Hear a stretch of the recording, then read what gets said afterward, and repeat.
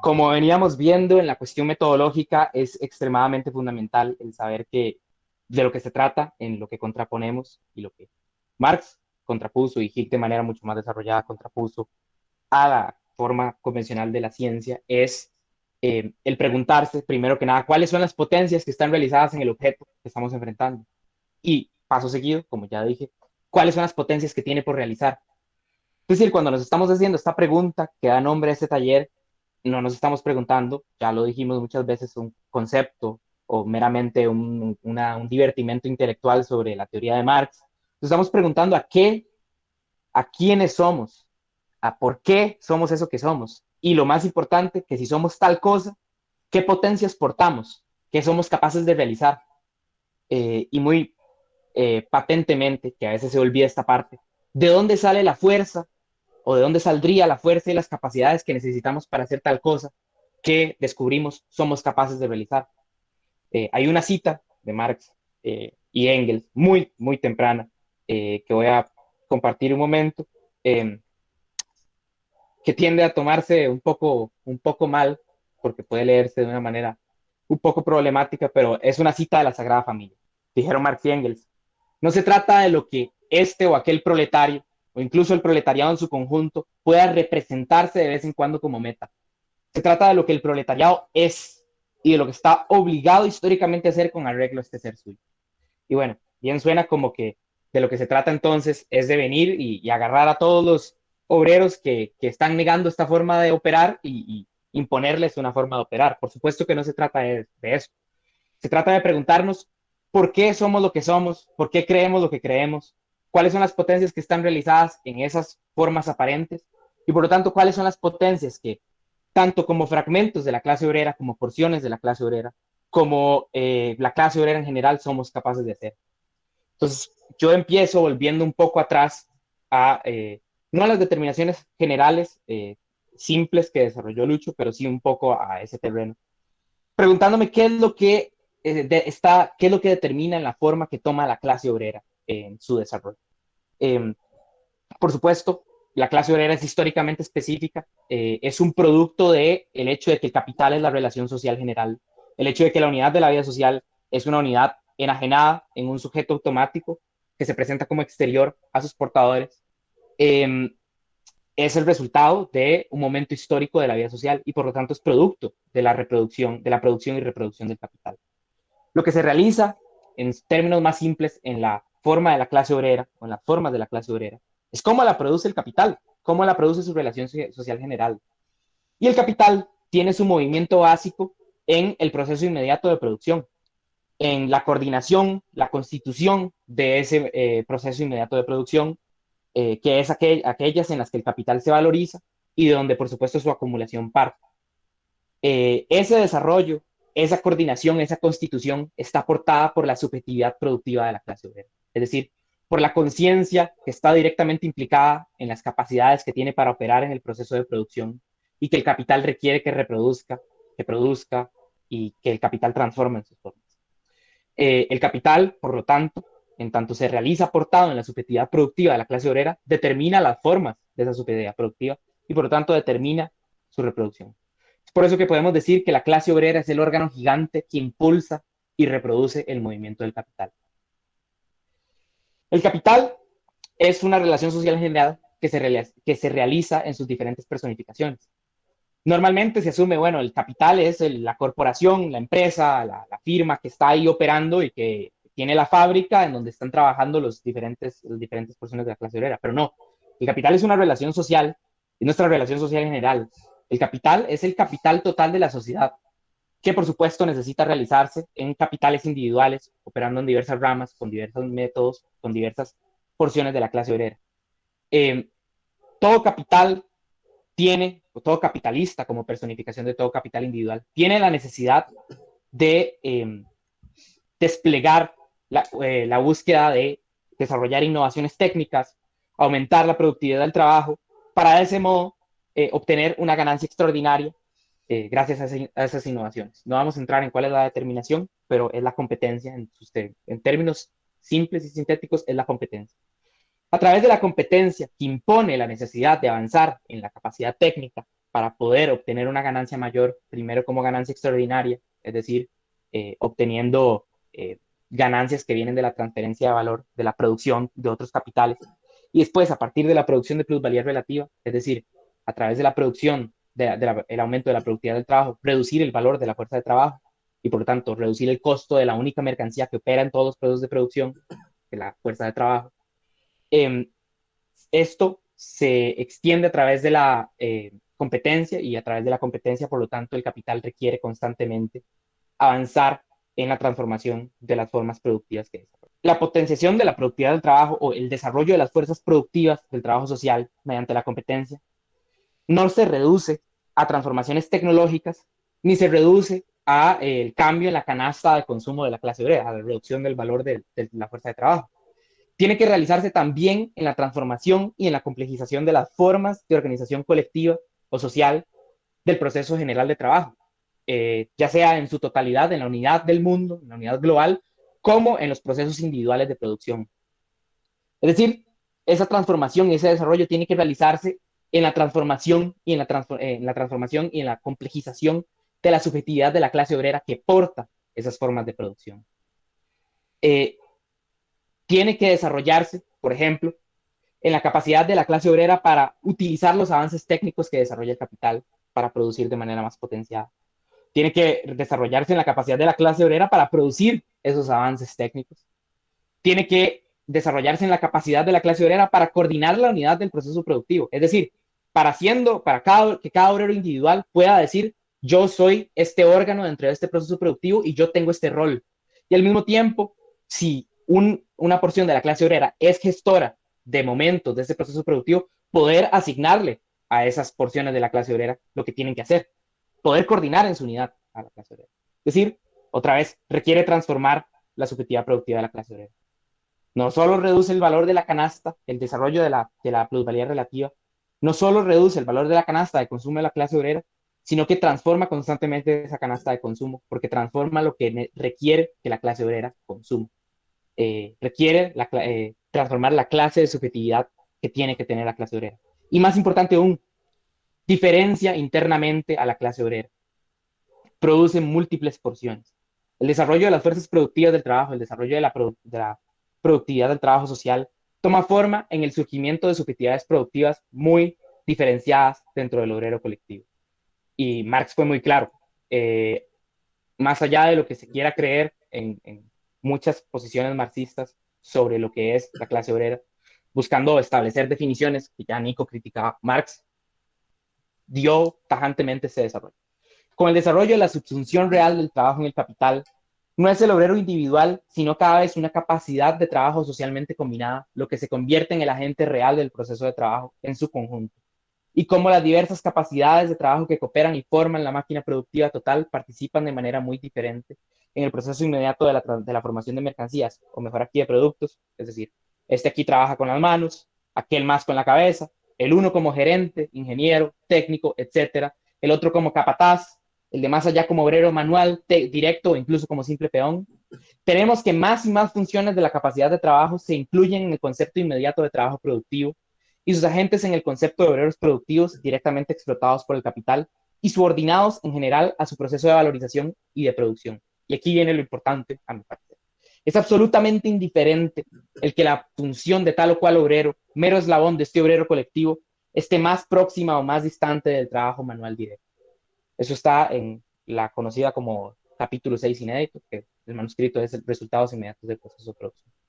Y aquí lo que nos está diciendo Marx es que de lo que se trata al encarar a la clase obrera es encarar cuáles son las potencias que se realizan, no en su homogeneidad, no en que se identifiquen todos como clase obrera y digan, sí, vamos a organizarnos y coordinarnos porque somos lo que somos.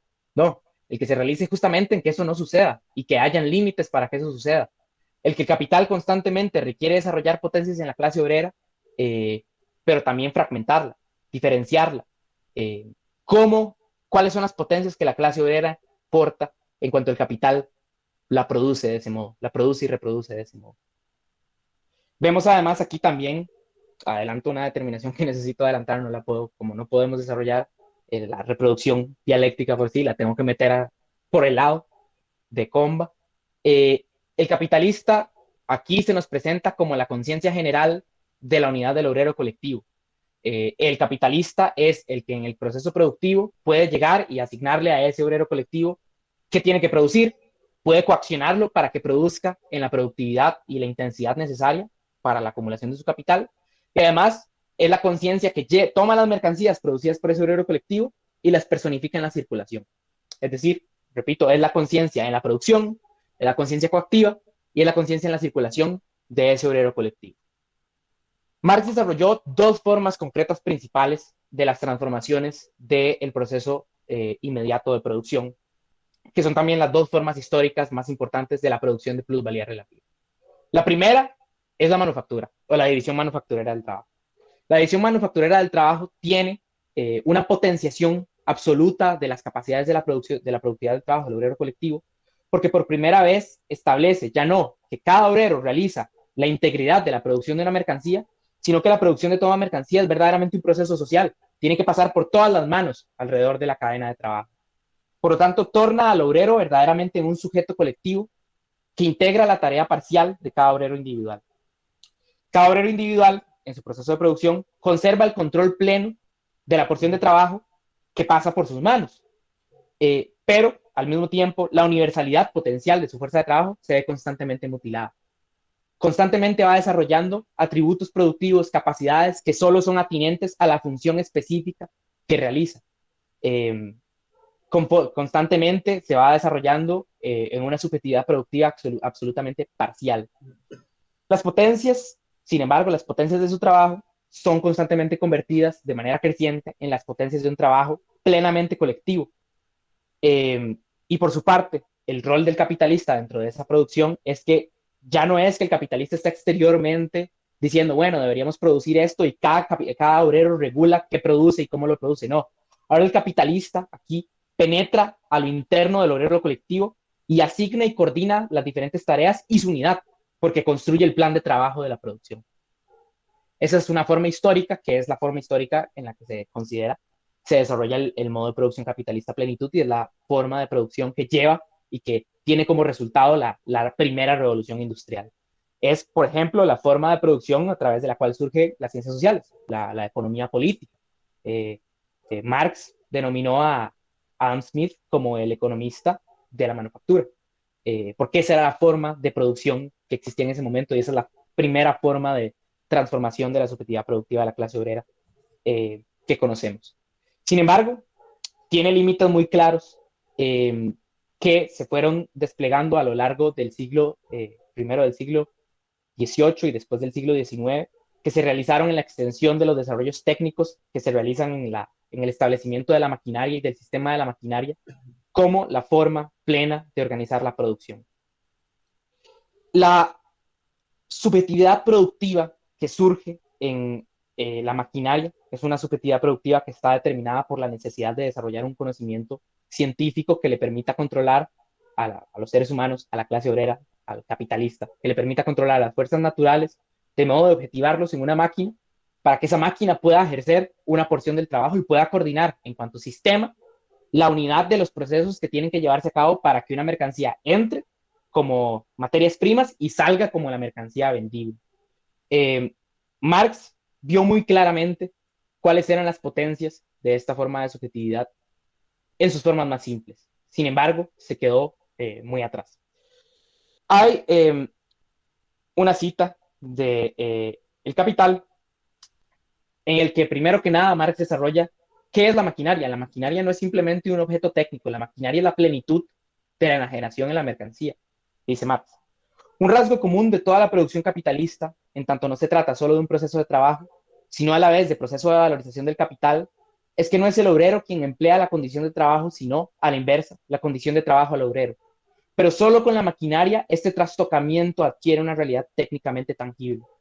La figura autonomizada y enajenada del modo capitalista de producción confiere en general a las producciones de trabajo y al producto del trabajo enfrentado, perdón, que confiere en general a las condiciones de trabajo y al producto del trabajo enfrentados al obrero se desarrolla en la maquinaria hasta convertirse en antítesis radical.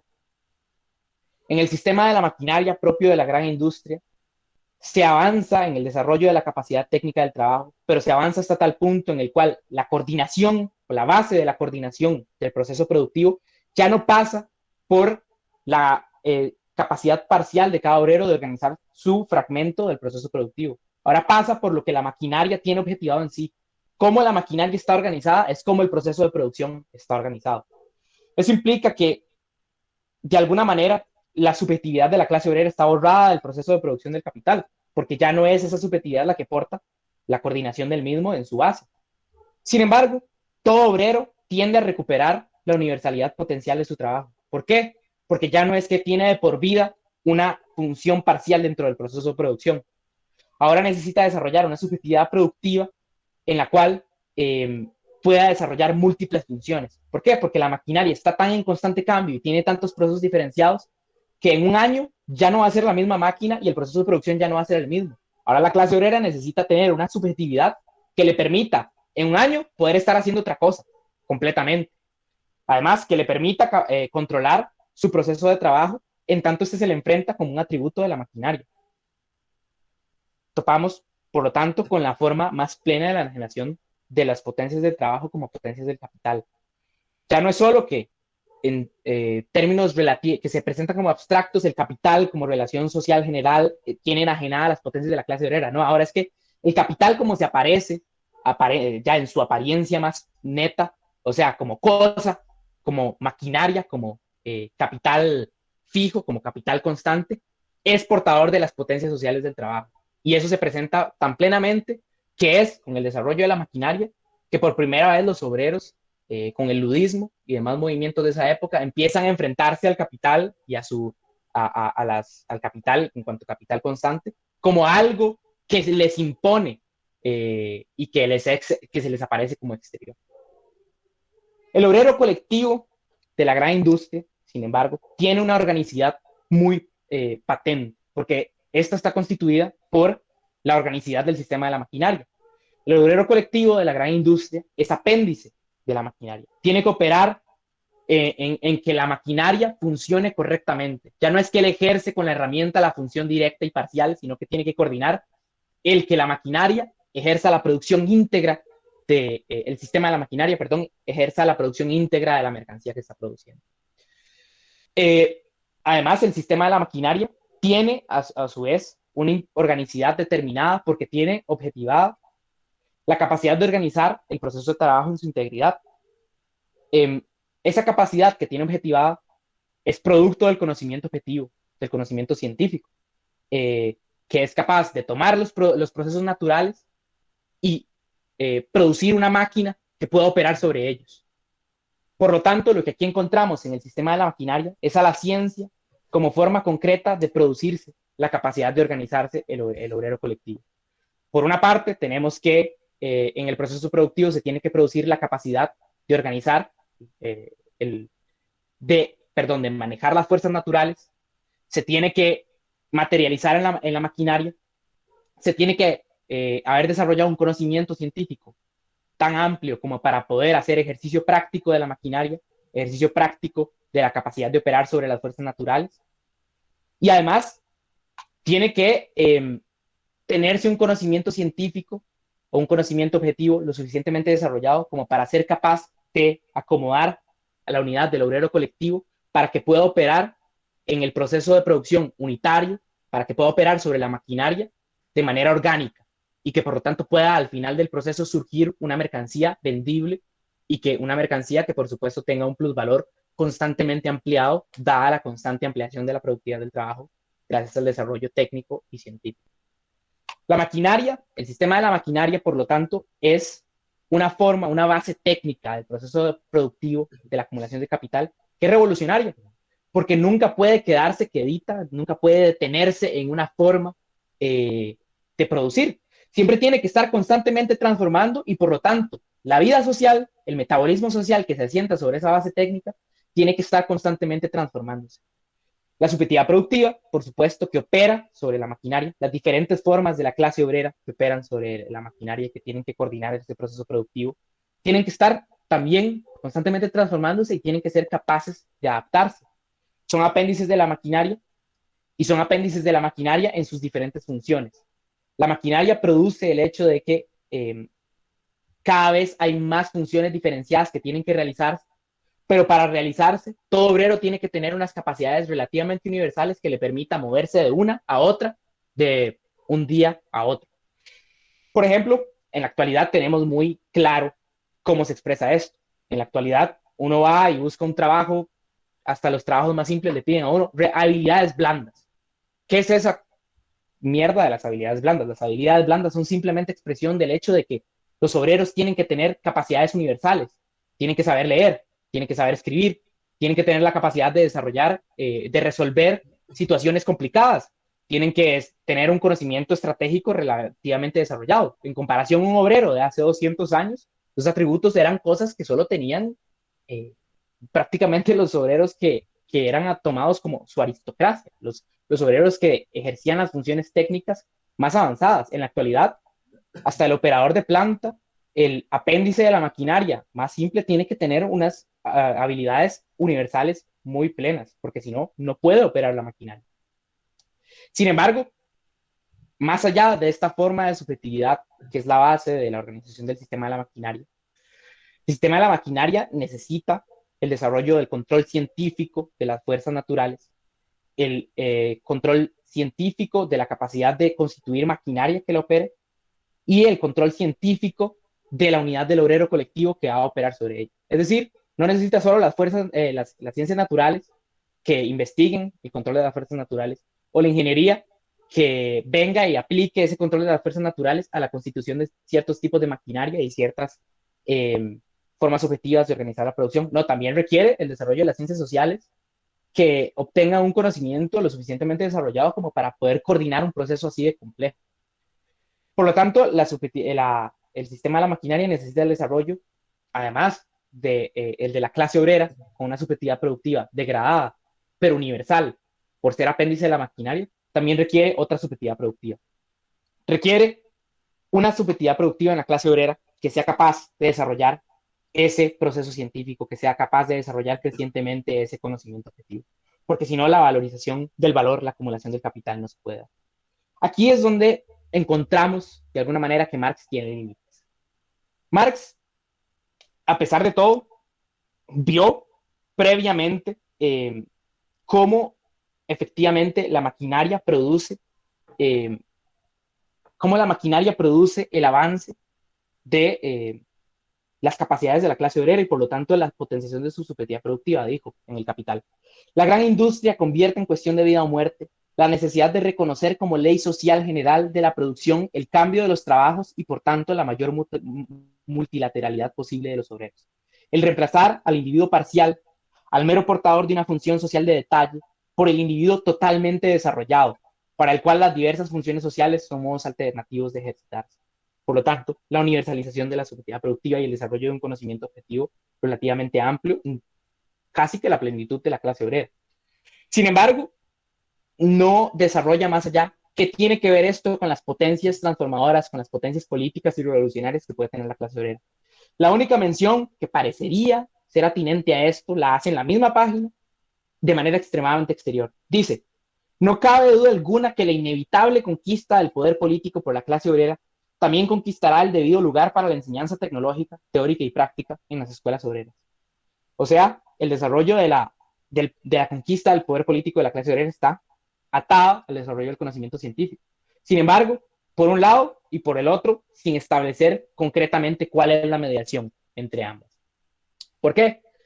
Bueno, tiene mucho que ver con que Marx no entendía a la ciencia como forma de trabajo y por lo tanto no podía entender a las porciones de la clase obrera que operan científicamente como porciones de dicha clase obrera. Pero además tiene que ver con el momento histórico en el que estaba desarrollando su investigación y cómo estas potencias que voy a esbozar se han desarrollado históricamente hasta este punto.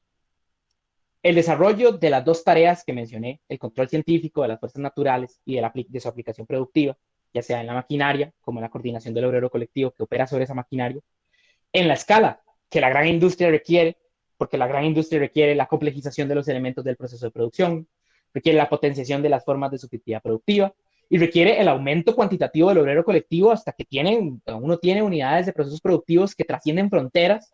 En la producción de semiconductores esto se ve muy claramente, el proceso de producción empieza en un lado del mundo y termina en otro. En medio de eso han pasado mínimo 15.000 obreros en diferentes funciones de la producción para que salga un bendito chip de Intel.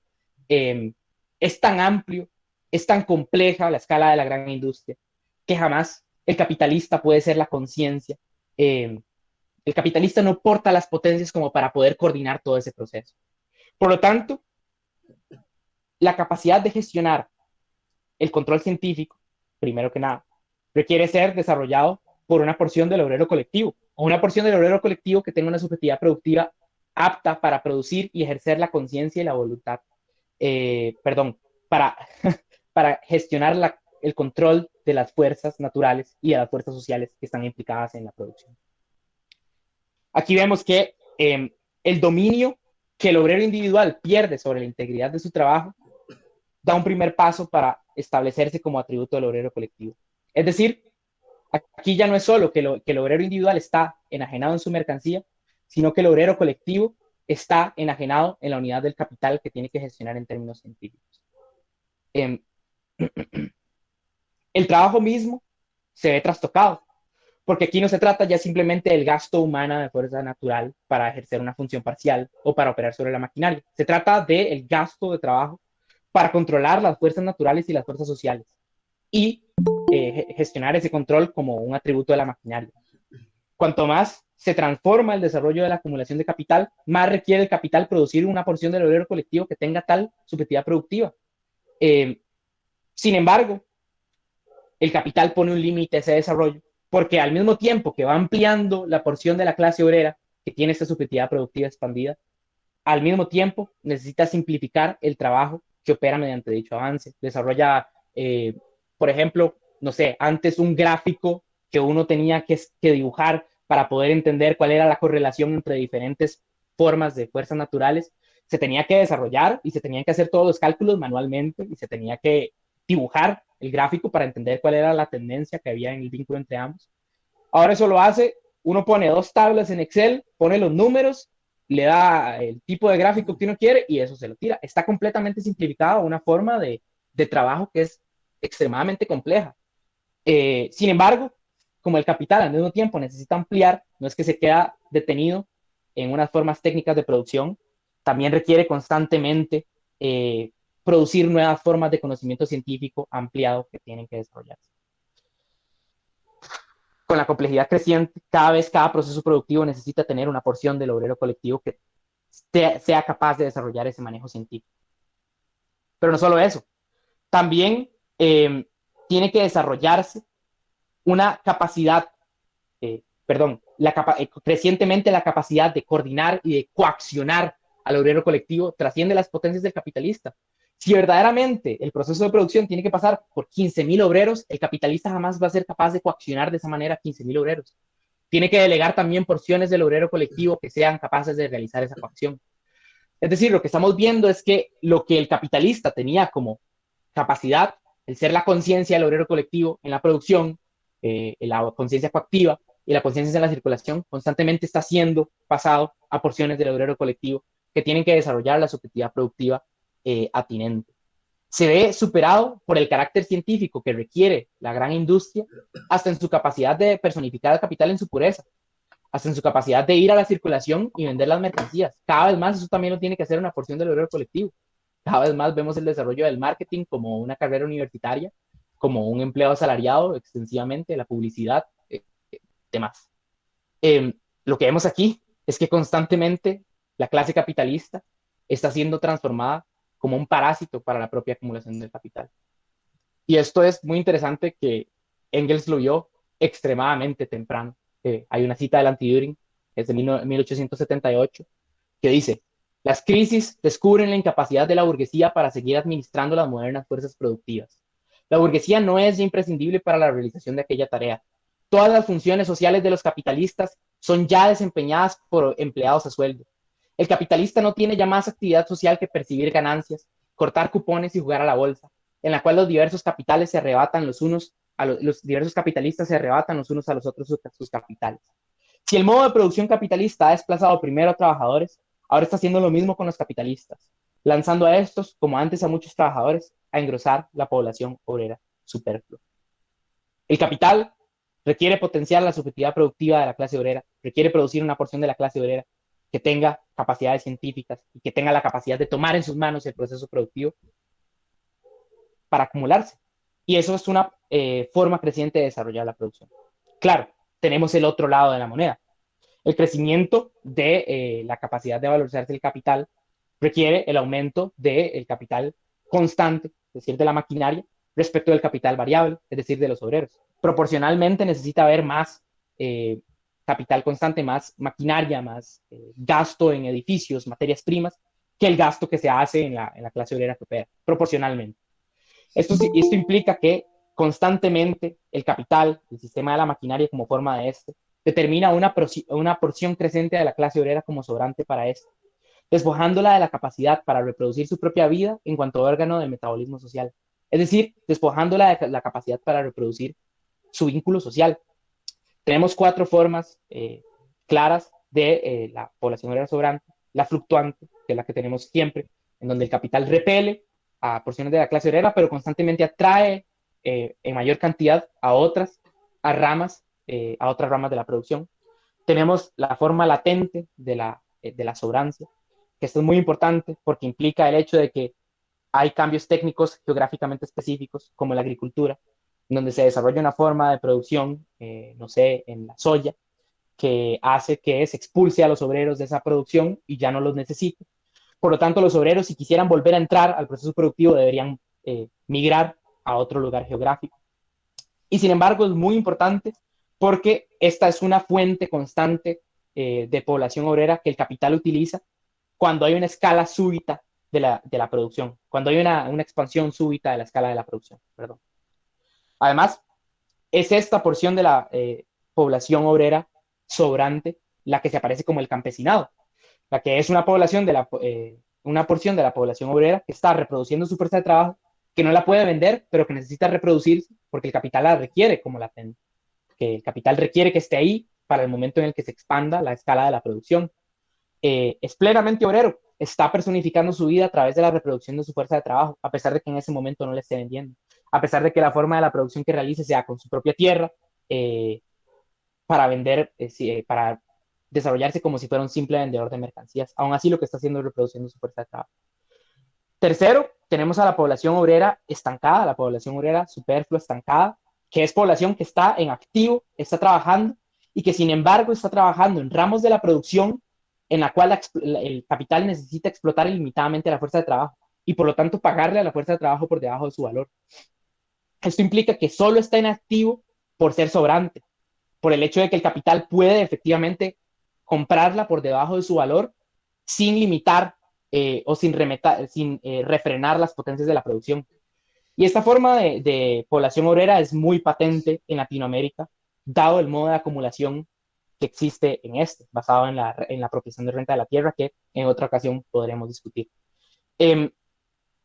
Es notable que esta porción de la población obrera permite la capacidad de una población obrera, una porción del obrero colectivo con subjetividad productiva expandida, que aún así sea sobrante, que es extremadamente manifiesto. Científicos que ganan salarios de miseria y aún así tienen que reproducir por otros medios su subjetividad productiva, si no, no pueden seguir sobreviviendo, no pueden seguir obteniendo el salario que necesitan para reproducirse. Y bueno, esto es muy notable en los mal llamados países del tercer mundo, pero especialmente en Latinoamérica. Y por último, tenemos la población obrera consolidada, que son personas que en su condición actual están incapacitadas para mantenerse dentro del proceso productivo. Igual pueden valorizar al capital, el ejemplo de siempre son los cartoneros recogiendo cartón, etcétera. Eso no es tan importante. A lo que quiero llegar con estas porciones de la población obrera sobrante es el hecho de que se denota mucho que las formas de la clase obrera también están mediadas nacional o regionalmente. Y por lo tanto, la especificidad nacional de un país es algo que tenemos que también tomar en cuenta para entender cuáles son las potencias del obrero colectivo. Estas están determinadas por los procesos del mercado mundial y su mediación, perdón, el rol que toma un país dentro del mercado mundial es la mediación fundamental de la constitución de la clase obrera en regiones, en este caso, notablemente en Latinoamérica. Voy a compartir una cita de Marx y de Engels del manifiesto, que a mí me parece clave para comprender qué es lo que estamos viendo cuando estamos viendo la unidad mundial. Dicen Marx y Engels, por su forma, aunque no por su contenido, la lucha del proletariado contra la burguesía es primeramente una lucha nacional. Y más allá de las cuestiones políticas que ellos van a desarrollar en el manifiesto, algo muy importante es cuál es el contenido entonces. El contenido, Marx lo dejó extremadamente claro en Los Grundrisse. Dice Marx, la unidad mundial, en la cual la producción está puesta como totalidad, al igual que cada uno de sus momentos, pero en la que al mismo tiempo todas las contradicciones se ven en proceso. El mercado mundial constituye, a la vez que el supuesto, el soporte del conjunto. Por lo tanto, como último paso de mi exposición de cuáles son las potencias que están realizadas en el obrero, en la clase obrera hoy en día, cuáles son las potencias que porta para realizar. Me parece importante ver qué es lo que ha sucedido a lo largo de los últimos 40 años en el mercado mundial. Hay una determinación muy importante que no he desarrollado sobre el paso de la manufactura a la maquinaria. Eh, un momento que tengo que volver a compartir una cita. Marx desarrolló en el Capital esta determinación. Ya veíamos que cada obrero dentro del proceso de la manufactura necesita ejercer una función parcial y por lo tanto la unidad del proceso productivo requiere que los obreros controlen el momento de la producción en que operan. Dice Marx, como la destreza artesanal continúa siendo la base de la manufactura y el mecanismo colectivo que funciona en ella no posee un esqueleto objetivo, que va a ser el sistema de la maquinaria, independiente de los obreros mismos, el capital individual debe luchar sin pausa contra la insubordinación de estos. Es decir, la forma de subjetividad productiva propia de la división manufacturera le otorga una base a las fuerzas políticas de la clase obrera, a las formas tradicionales de la organización de la clase obrera. ¿Por qué? El capital requiere que ellos desarrollen esas capacidades parciales, porque si no, no va a poder producir, no va a poder valorizarse. Por lo tanto, requiere que esos obreros tengan un salario, unas condiciones de vida que les permitan mantener esos atributos. Estos obreros, por lo tanto, en su organización pueden imponerle al representante político del capital total de la sociedad, al Estado, que sostenga condiciones de reproducción a partir de la legislación, ya sea estableciendo, imponiendo políticamente que se reproduzcan de esta manera y que los procesos productivos estén de este modo. El ejemplo clásico es la duración de la jornada laboral, pero también a través del gasto público, el gasto público extensivo, los servicios públicos gratuitos o cuasi gratuitos, las pensiones, etcétera, son formas que resultan de esta forma de subjetividad productiva y de la necesidad del capital de reproducirla. Son formas que vienen del hecho de que los obreros son los portadores del movimiento y la coordinación general del proceso productivo. Su subjetividad, aunque mutilada y parcial en la manufactura, es el canal fundamental para la valorización del valor, que por lo tanto les da la capacidad de imponerle al Estado que imponga la reproducción de ellos como obreros, pero también de la generalidad de la clase obrera dentro de su ámbito nacional, a través de legislación rigurosa y gasto público extensivo. Como el capital requiere estas subjetividades, además, necesita operar en los ámbitos nacionales en los que existen y se reproducen esas formas de subjetividad productiva, esas porciones de la clase obrera, de modo de acumular capital, de acumularse en las ramas de la producción implicadas. Hasta los 70, y eso es algo fundamental que Marx jamás pudo haber visto, porque Marx se murió 100 años antes de esto. Hasta los 70, la pericia manual, la destreza artesanal y por lo tanto formas de producción manufactureras seguían reinando en dos momentos fundamentales de la producción global, en la calibración de la maquinaria y en la línea de montaje. Todavía ahí se requerían formas de destreza manual que son propias de la manufactura. Sin embargo, en los 70 se empieza a desarrollar un proceso que todos conocemos, que nos es muy claro, aquí lo estamos viendo directamente, que es la computarización. La computarización lleva a la automatización de la calibración de la maquinaria y lleva a la robotización de la línea de montaje. Por lo tanto, esas formas productivas, esas formas de subjetividad de la clase obrera, ven su base técnica constantemente y progresivamente diluida. Y por lo tanto, lo que vemos es que se diluye la base de la manutención de esas formas de acción política. Lo que vemos es que se desaparecen las formas del Estado benefactor, del Estado desarrollista, se ven completamente reducidas a lo largo y ancho del mundo.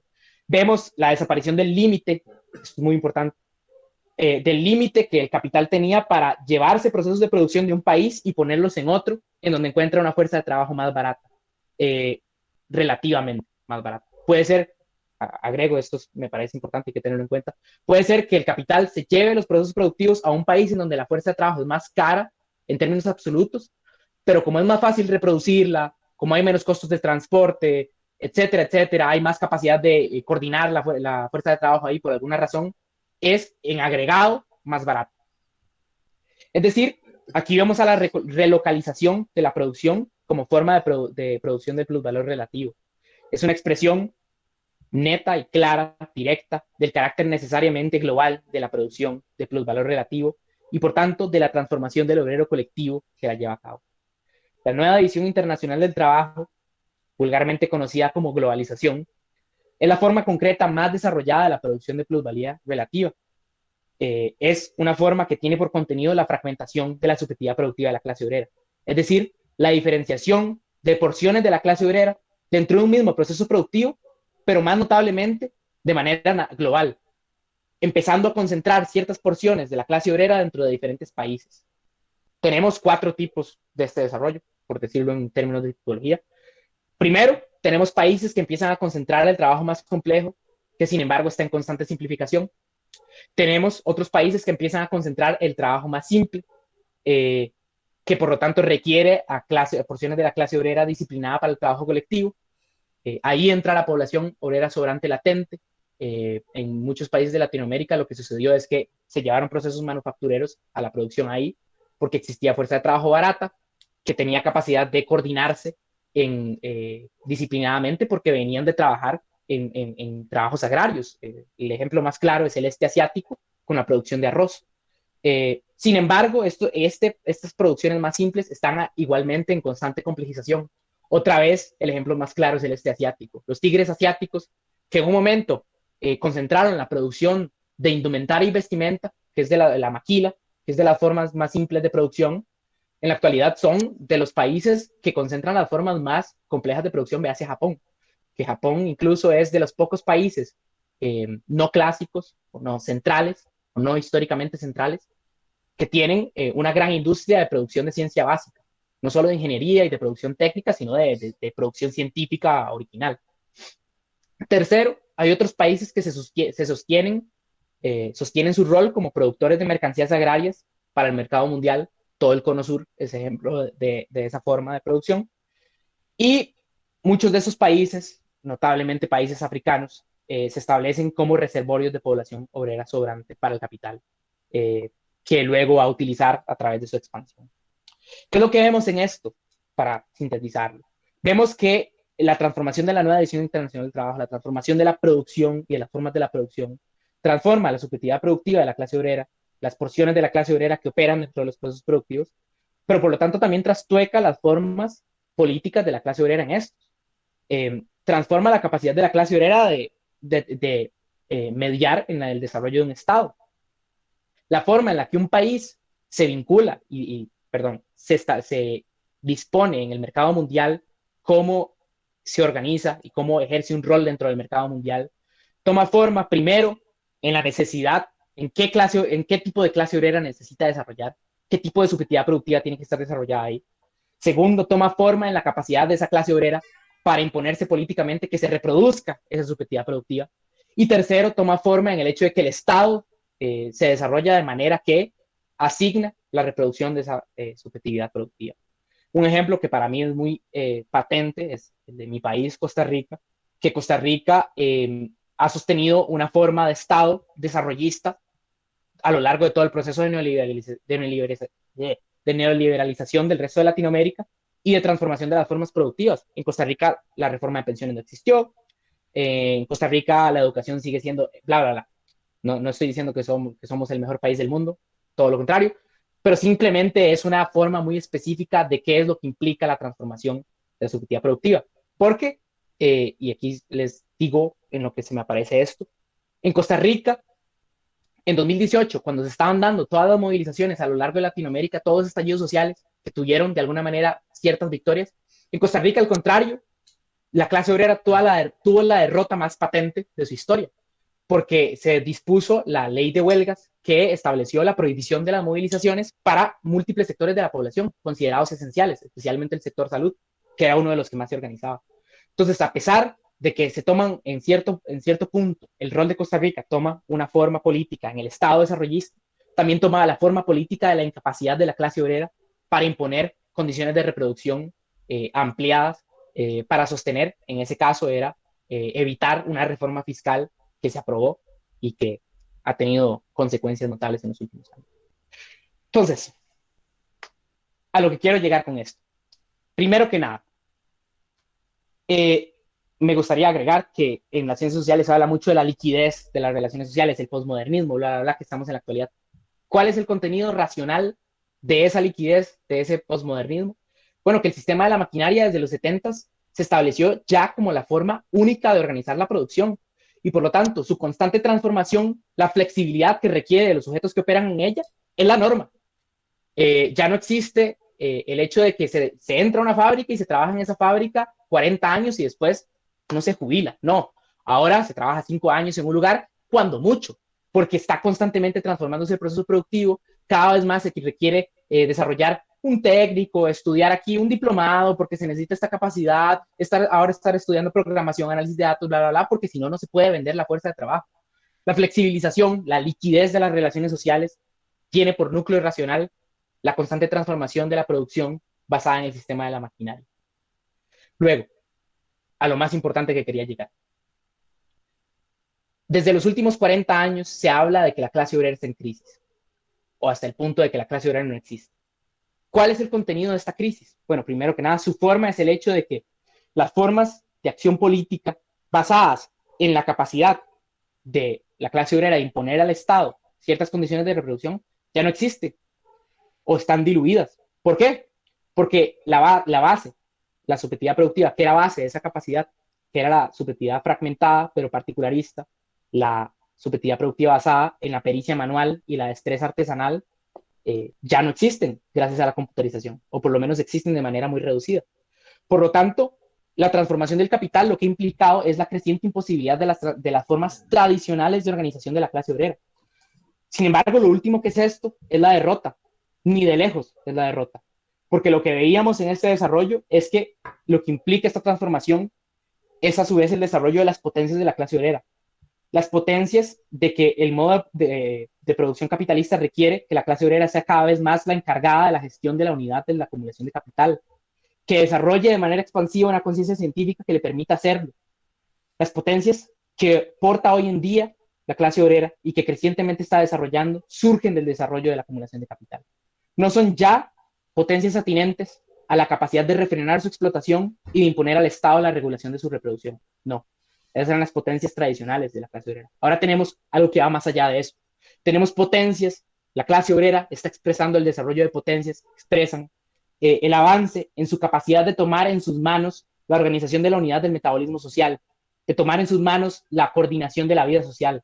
Son la posibilidad de organizar la vida de una forma que, a través del desarrollo de las potencias de la acumulación de capital, supere los términos de la acumulación de capital, que a través de ese desarrollo avance hacia una sociedad en la que la unidad de producción y consumo, en la que la unidad de la vida social se organice de manera consciente, voluntaria, regida por un conocimiento objetivo y científico.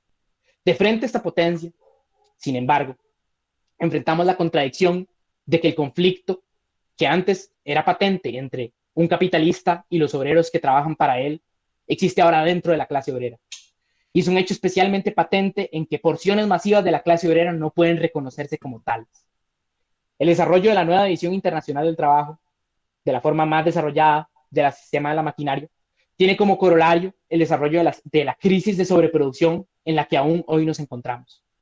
Y eso es muy importante, porque expresa el momento histórico en el que nos encontramos y el momento histórico sobre el que podemos operar como clase obrera.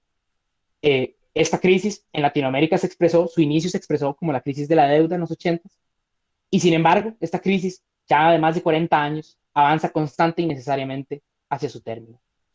El proceso de disolución de las formas de organización tradicionales de la clase obrera, su crisis, ha sido guiado por esas crisis fluctuantes a lo largo de estas últimas décadas. La conjunción de todas las transformaciones que aquí señalé expresa en el que nos encontramos en un momento de transición en el desarrollo de la acumulación del capital. Uno que se ve portado por la creciente potenciación de la clase obrera para cumplir su razón histórica de existir, es decir, la potencia política de tomar en sus manos la organización de la producción y acumulación de capital.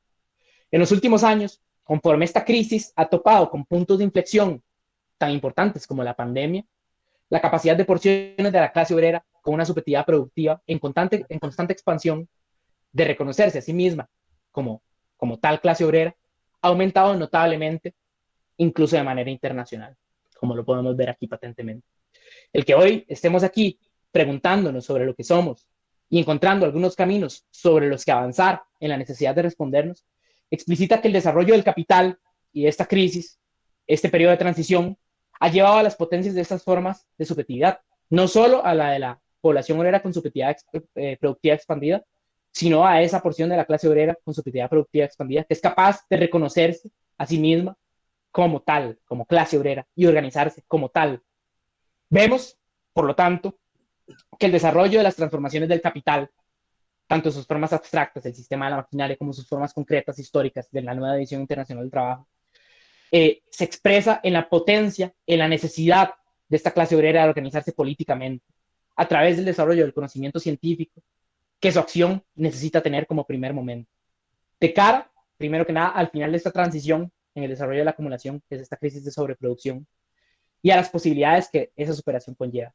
Pero segundo, de cara a la razón histórica de existir de la clase obrera, la capacidad de tomar en sus manos la unidad de la producción social y a partir de eso trascender su forma capitalista y coordinarla como una unidad productiva científicamente organizada, conscientemente organizada, que exprese las potencias del metabolismo social. Y es sobre esta necesidad sobre la cual buscamos operar.